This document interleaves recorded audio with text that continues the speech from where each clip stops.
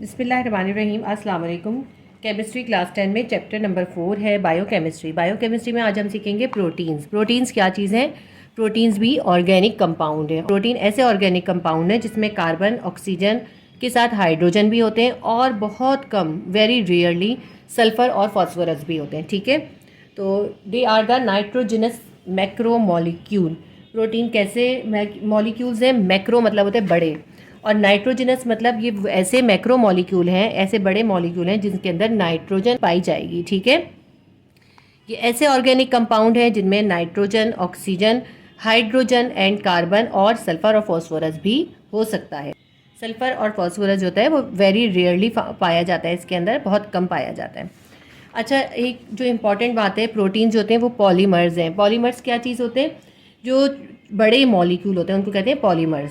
तो ये बड़े मॉलिक्यूल जो होते हैं ये छोटे छोटे मॉलिक्यूल से मिलकर बने होते हैं जो कहलाते हैं मोनोमर्स। तो ठीक है, proteins are the macro molecules form of simple unit called monomers. किससे मिलकर बने होते हैं? ये छोटे छोटे यूनिट से मिलकर बने होते हैं जिन्हें कहते हैं मोनोमर्स। प्रोटीन की फॉर्मेशन कैसे होती है? प्रोटीन जो फॉर्म होते हैं वो अमाइनो एसिड से बनते हैं। बहुत से अमाइनो एसिड जो होते हैं आपस में पेप्टाइड बॉन्ड बनाते हैं। उन पेप्टाइड बॉन्ड बना के आपस में ज्वाइन होते हैं और प्रोटीन बना लेते हैं। नेचर के अंदर 20 अमाइनो एसिड जो हैं वो डिस्कवर हो चुके हैं, जिसमें से 10 जो है इसेंशियल्स हैं और जो बाकी के 10 हैं वो नॉन इसेंशियल्स हैं। ठीक है, तो ये जब अमाइनो एसिड्स आपस में ज्वाइन होते हैं पेप्टाइड बॉन्ड के ज़रिए तो वो प्रोटीन बनाते हैं। तो अमाइनो एसिड जो है प्रोटीन का क्या है? बिल्डिंग ब्लॉक है। क्या चीज़ है? Building block. जैसे आप कोई वॉल बनाते हैं, वॉल बनाने के लिए आप ब्लॉक्स को ज्वाइन करते हैं। जब ब्लॉक्स आपस में ज्वाइन होते हैं तो वॉल बनती है। इसी तरह जब ये अमाइनो एसिड आपस में ज्वाइन होते हैं एक मखसूस तरीके से तो फिर प्रोटीन बन जाते हैं। ठीक है, तकरीबन कितने, मैंने आपको बताया कितने अमाइनो एसिड्स हैं? 20 डिस्कवर हो चुके हैं, जिसमें से 10 इसेंशियल हैं और बाकी 10 जो है वो नॉन इसेंशियल हैं। अच्छा, अमाइनो एसिड खुद होते क्या है? Amino acid by functional compound होते हैं। बाई फंक्शनल कंपाउंड का मतलब है जिनमें दो फंक्शनल ग्रुप पाए जाते हैं। They contain 2 functional group. अब इनमें कौन से 2 फंक्शनल ग्रुप पाए जाते हैं? इनमें एक फंक्शनल ग्रुप पाया जाता है अमाइन यानी NH2, और दूसरा फंक्शनल ग्रुप पाया जाता है इसमें कार्बो ऑक्साइल ग्रुप। कार्बो ऑक्साइल के ग्रुप कह लें या कार्बो ऑक्सैलिक एसिड। ठीक है, इन दोनों के मिलने से अमाइनो एसिड बनते हैं और फिर अमाइनो एसिड के मिलने से प्रोटीन बन जाता है। अमाइनो एसिड का जनरल फार्मूला क्या होता है? अमाइनो एसिड का ये जनरल फार्मूला ये कैसे बना है मैं आपको बताती हूँ, क्योंकि अभी हमने बताया कि अमाइनो एसिड कैसे बनते हैं जिसमें अमाइन ग्रुप और कार्बोऑक्साइल ग्रुप होता है। तो कार्बन है, कार्बन के एक वैलेंसी के साथ हाइड्रोजन अटैच है और दूसरी वैलेंसी के साथ एल्काइल रेडिकल अटैच है, और तीसरी वैलेंसी के साथ ये कार्बोऑक्सैलिक एसिड है, और चौथी वैलेंसी के साथ ये अमाइन ग्रुप है। ठीक है, NH2 का ग्रुप है। तो जब ये सब आपस में इस तरह करके ज्वाइन हो जाते हैं तो ये एक हमारा अमाइनो एसिड बन जाता है। ये R जो है एल्काइल रेडिकल कौन सा है? ये एल्काइल रेडिकल जो है ये एल्केन से बनता है। जब एल्केन के पास एक हाइड्रोजन रिलीज हो जाता है तो उसमें से उनके पास एक फ्री रेडिकल होता है, इसीलिए इसको एल्काइल रेडिकल कहते हैं। उस फ्री रेडिकल के साथ ये मुख्तलिफ फंक्शनल ग्रुप अटैच होते हैं और मुख्तलिफ चीज़ें बनती हैं। तो जब एल्काइल रेडिकल के साथ ये 2 ग्रुप अटैच होंगे तो क्या बन जाएगा? कौन से 2 ग्रुप अटैच होंगे? कार्बोऑक्सैलिक एसिड और अमाइन ग्रुप। ये 2 ग्रुप जब एल्काइल रेडिकल के साथ अटैच हो जाएंगे तो वो बन जाएगा अमाइनो एसिड। अच्छा, एक इंटरेस्टिंग बात ये है कि जो मुख्तलिफ अमाइनो एसिड हैं, हर अमाइनो एसिड का एल्काइल ग्रुप अलग होता है। ये नहीं होता कि मुख्तलिफ अमाइनो एसिड अगर हम बना रहे हैं या मुख्तलिफ अमाइनो एसिड बन रहे हैं तो उसमें एक ही एल्काइल रेडिकल होगा। ये डिफरेंट एल्काइल रेडिकल होता है, और एल्काइल रेडिकल हम पढ़ चुके हैं। मिथाइल रेडिकल होता है, इथाइल होता है, पेंटाइल होता है, हेक्साइल होता है। ये सब आप पढ़ चुके हैं ना, पीछे प्रीवियस चैप्टर में हम ये एल्काइल रेडिकल का पूरा बहुत अच्छे से डिस्क्राइब कर चुके हैं। अगर आपने नहीं देखा तो आप प्रीवियस चैप्टर में formation of alkyl radical from alkane, इसकी वीडियो आप सर्च कर लीजिएगा, उससे आपको ये समझ में आ जाएंगे एल्केन्स का और एल्काइल रेडिकल का। तो अब ये आपको समझ में आ गया कि ये जो अमाइनो एसिड है इसके अंदर इसका जनरल फार्मूला इस तरह से है। एल्काइल रेडिकल होगा और इसमें कार्बन के साथ जो है एक कार्बोऑक्सैलिक ग्रुप होगा और दूसरा अमाइन ग्रुप होगा। अमाइनो एसिड जो है आपस में किस तरह कंबाइन होते हैं ये बहुत इंटरेस्टिंग होता है। इनकी सेटिंग इस तरह से होती है कि 2 अमाइनो एसिड के मॉलिक्यूल आपस में आमने सामने आते हैं। तो इस तरह आमने सामने आते हैं कि इस एक का कार्बोऑक्सैलिक ग्रुप दूसरे के अमाइन ग्रुप के सामने आता है, तब जाके इनके दरमियान जो है बॉन्ड की फॉर्मेशन होती है। जो इन दोनों फिर उन दोनों मॉलिक्यूल के दरमियान जो बॉन्ड बनता है वो कहलाता है पेप्टाइड बॉन्ड। कि बॉन्ड फॉर्मेशन कैसे होती है वो मैं आपको करके दिखाऊंगी।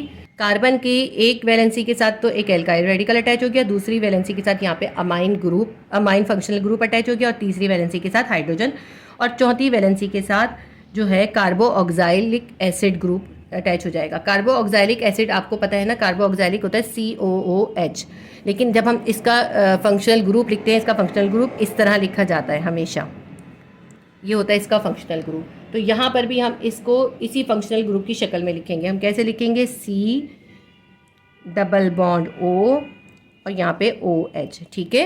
ये हमने इसका फंक्शनल ग्रुप को जिस तरह फंक्शनल ग्रुप एक्सप्रेस किया जाता है उस तरह एक्सप्रेस करा है।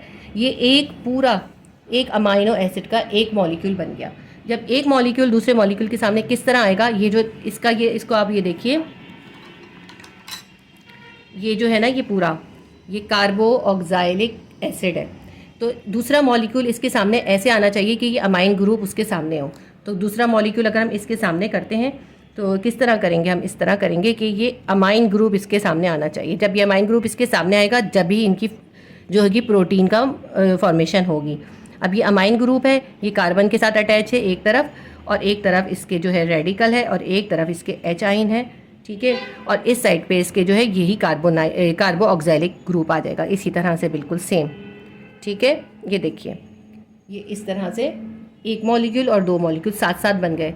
जब इनके आपस में ये इस तरह आमने सामने आएंगे कि इसका कार्बोऑक्साइलिक इसके अमाइन ग्रुप के सामने होगा, तब ये आगे इनकी पेप्टाइड बॉन्ड का फॉर्मेशन होगी। अब पेप्टाइड बॉन्ड कैसे बनेगा ये मैं आपको सिखाती हूँ। ये जो OH है इसका, ये OH और इसका एक हाइड्रोजन, ये दोनों आपस में आके मिलेंगे, वाटर बनाएंगे, और वाटर रिलीज़ हो जाएगा। क्या हो जाएगी, वाटर की डिहाइड्रेशन हो जाएगी। जब वाटर की डिहाइड्रेशन हो जाएगी, वाटर एलिमिनेट हो जाएगा।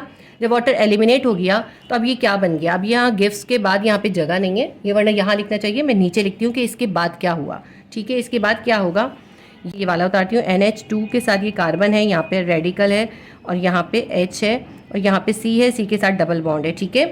ये तो पूरा उतार लिया, सिर्फ इसमें से OH रिमूव कर दिया। यहाँ पे स्पेस खाली बच गई, इसके पास OH चला गया। यहाँ पे जो है H चला गया, यहाँ पे क्या बच गया, यहाँ पे NH बच गया, ठीक है। यहाँ NH बच गया, एक H चला गया, और ये बाकी का पूरा ऐसे ही उतार लेते हैं। C है, यहाँ पे R है, यहाँ पे फिर C है, इस पर डबल बॉन्ड है, और यहाँ पे OH है, और यहाँ पे एक H है, ठीक है। ये मैंने पूरा उतारा है। सिर्फ इसके अंदर क्या चेंज हुई है, इसका एक H और इसका OH आपस में मिल के उन्होंने डिहाइड्रेशन कर ली, और वाटर जो है मॉलिक्यूल बन के एलिमिनेट हो गया। जब वाटर एलिमिनेट हो गया तो इसके पास से OH ख़त्म हो गया, इसके पास से एक H ख़त्म हो गया। अब इन दोनों के ऊपर जो है एक पे नेगेटिव और एक पे पॉजिटिव चार्ज आ गया, जिसकी वजह से एक दूसरे के साथ आके कंबाइन हो जाएंगे और पेप्टाइड बॉन्ड बना लेंगे। क्या बना लेंगे, ये बना लेंगे पेप्टाइड बॉन्ड। इस तरह से ये एक जो पूरा मॉलिक्यूल बन जाएगा, अब ये एक पूरा मॉलिक्यूल बन जाएगा यहाँ से यहाँ तक। ये जो पूरा है ना, ये एक मॉलिक्यूल हो गया। ये कौन सा मॉलिक्यूल है, ये है प्रोटीन। ये हमारे पास बन गया प्रोटीन, ठीक है। उम्मीद करती हूँ आपको समझ में आया होगा कि किस तरह से बने। आपकी बुक में ये बना हुआ है सेम। और जो है हम यहाँ पे मेंशन करेंगे कि -H2O हो गया, इसके अंदर -H2O हो गया, तो फिर ये ऐसे बन गया। यहाँ से OH गया, यहाँ से H गया, और ये दोनों आपस में कंबाइन हो जाएंगे। एक और तरह भी लिख सकते हैं, उस तरह भी लिख के दिखाती हूँ। ये मैंने आपको समझाने के लिए इनको अलग अलग करके दिखाया था। NH2 है, यहाँ पे C है, यहाँ पे R है, यहाँ पे H है, ठीक है। ये पूरा उतारा। उसके बाद यहाँ C है, उस पर डबल बॉन्ड O है, ये पूरा उतार लिया। ये जो NH है ये इसके पास आ गया, ये NH, ये आपस में ये जो है ना, ये साइड में से मैंने हटा दिया, एक साथ हो गया, ये इसके साथ ज्वाइन हो गया। ये C है, यहाँ पे R है, यहाँ पे C है, डबल बॉन्ड O है, यहाँ OH है, और यहाँ पे H है।